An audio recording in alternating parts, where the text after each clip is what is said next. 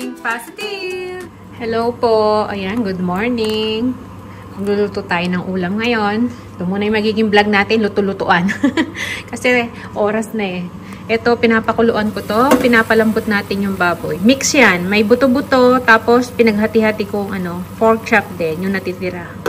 So, pinalalambot na natin para igigisa na lang. Ngayon, habang pinalalambot natin yung karne, piprito ko. Kaya lang, dahil basa pa siya, patuyuin muna natin dito. Bago natin lagyan mantika.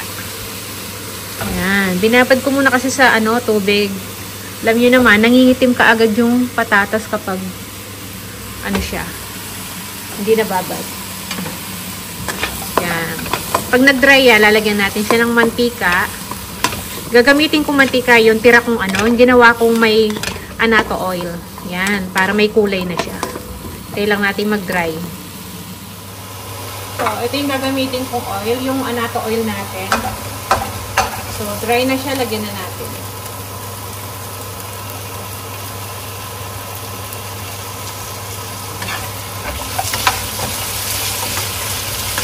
So, i-fried lang natin yung patatas. Saka yung carrot.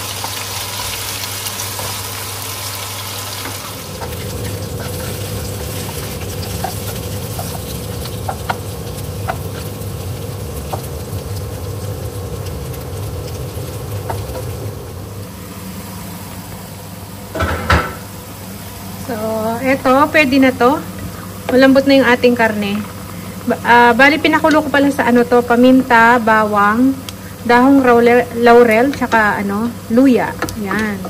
Para maalis-alis yung langsa ng baboy, tsaka magkalasa na rin, di ba? So, yan, okay na yan. Patay na natin. Magigisa na tayo. So, to, okay na rin to. Yan, ganyan. Yan na natin. Lagay sa sa plato. Separate muna natin to, tapos magigisa na tayo.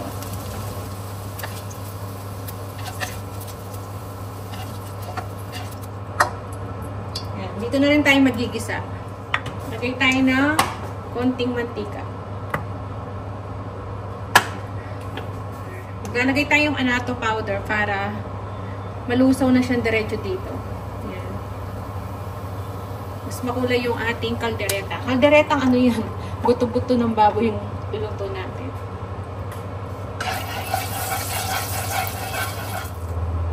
Lagyan natin sibuyas.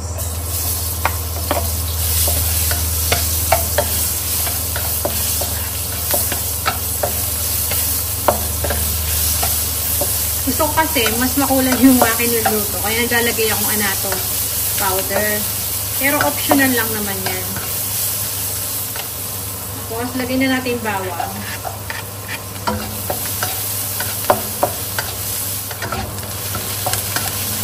So, pwede na natin lagay yung ating karne. Mga buto-buto ng baboy. Ilaman din.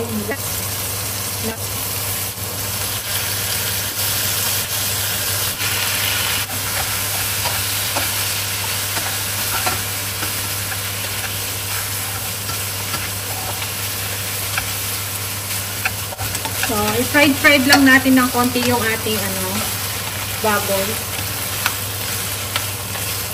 Gayaan lang natin siyang maluto, gisa.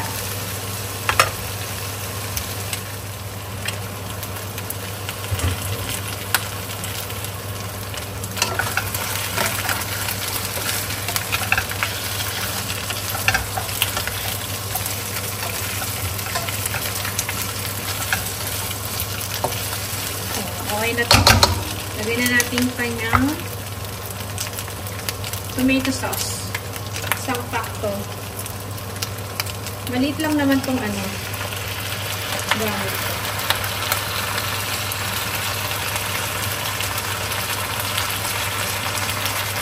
So, kanya-kanyang version tayo na pagluluto ng kaldereta. Ako ganito lang. Yan. Simple lang.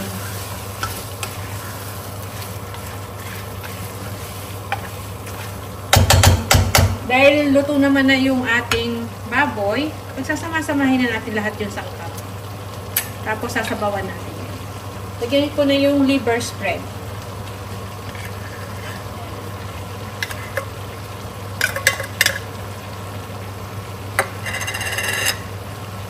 Pampalasa, pampalinamnam. Mamaya maglalagay tayo ng cheese.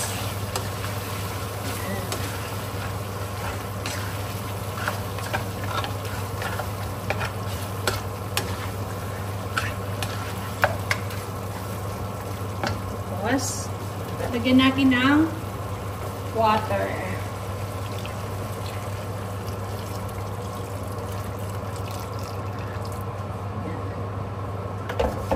Tansyahan lang sa paglalagay ng tubig at mga sangkap. So, kayo na yung bahala po. Yan. Tapos, lagyan natin ang paminta.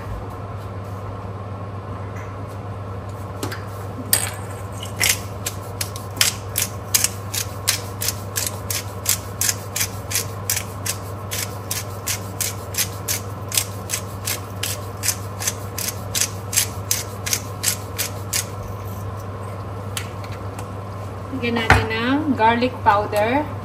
Optional lang din to. Palasa. Tapos, haluin natin.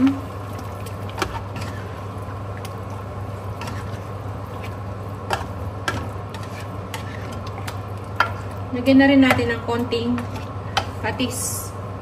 Konting patis lang po.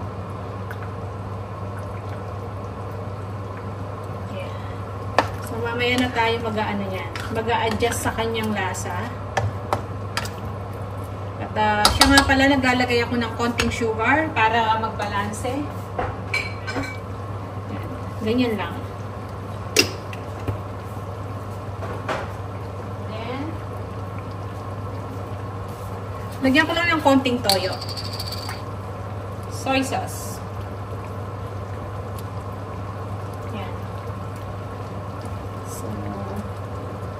Pakuluin lang natin.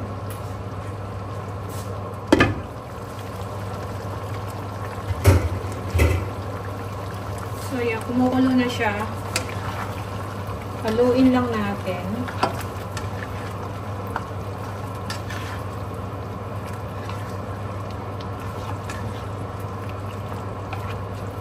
Dahil malambot naman yung karne natin, pwede na natin lagay yung yung pinuride nating patatas tsaka carrots para lumambot pa lalo rito.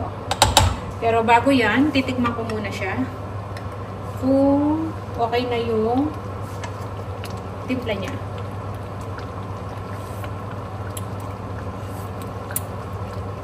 So, parang kulang pa sa alat. Maglalagay ako ng cheese. Ito na yung magpapaalat sa kanya. Yan, cheese po to.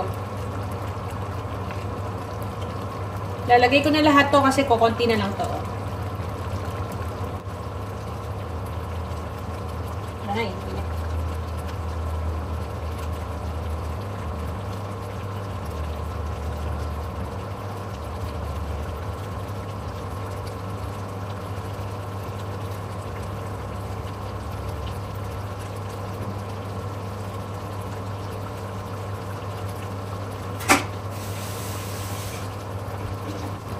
tapos, dagdag tayo ng paminta.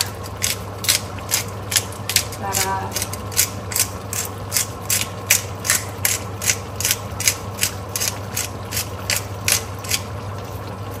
hindi na ako naglagay ng dahon ng laurel kasi kanina pinakuluan na natin sa dahon ng laurel yan.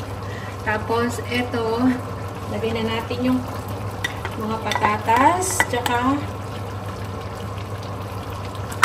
carrots. So, haluin lang natin. So, pwede pa naman kayo magdagdag ng nito, tubig, kung gusto yung dagdagan. Para mas siya, marami yung sauce mo.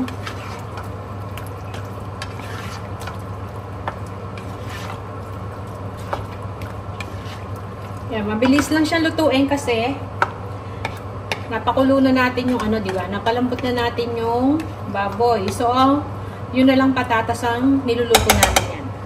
Yung patatas na lang. So, yan. Kukulo na. Gawin natin. Nidagdagan ko pala siya ng konting tubig kanina. Tapos, naglagay din ako ng beef cubes kasi wala tayong pork cubes. Hindi ko pala hindi ko na naipakita. Hindi ko na siya na-on yung camera natin. So, merong beef cube. Tapos, konting water pa. So, naglalagay ako ng spices na ito, chili flakes. Yan, para medyo may anghang naman.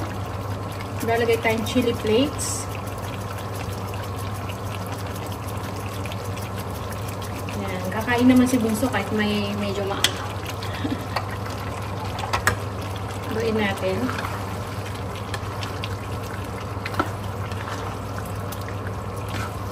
Saka natin titikman kung okay na yung kanyang timpla.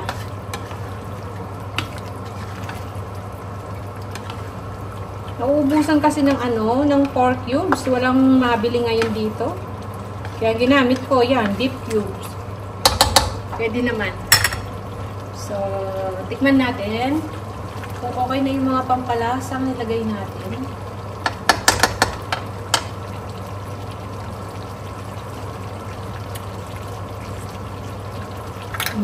Lalong naglasa dahil nilagyan natin ng beef cubes. Sarap. Medyo na siya, spicy ng konti. So, isang kulo na lang to tapos okay na. Malambot na rin yung mga patatas. So, isang kulo na lang.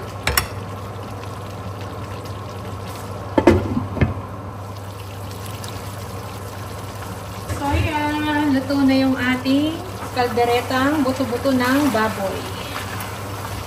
Yan. Ano to? Baka mawalan pa ng sauce.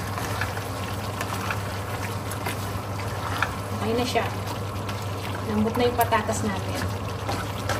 Yan. So, yan ang ating ulam ngayon. Yan. Kalderetang buto-buto ng baboy. Diba? Ganyan lang ako kasimple magluto ng kaldereta. Kaya bahala na kayo sa mga version nyo. Ayan, ito yung version ko. So, ayan.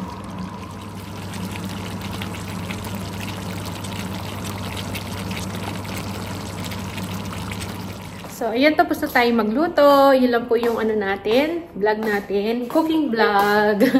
So, papakita ko muna sa inyo yung aking mga na-sort namin kagabi ni Mr. na catalog. Magde-deliver ako mamaya. So, ayan. Ayan. Diba? Medyo marami-rami siya ngayon. Kasi medyo makapal siya ngayon. 9 pieces. Yan, sa isang bahay. Maraming nakasale ngayon. Marami siyang catalog. So, maganda naman yung presyo. Kaya okay lang. Lalakarin ko mamaya habang hindi umuulan. So, yun lang muna yung natin ngayon. Ganap. Yan lang muna yung vlog natin. Cooking vlog. So, yun nga po. Nagpapasalamat po ako sa lahat po na subscribe. Ayan, maraming salamat po sa inyo. At sa mga walang sawang nanonood po sa aking mga videos. So, kita-kita na lang po tayo sa mga susunod na videos. See ya!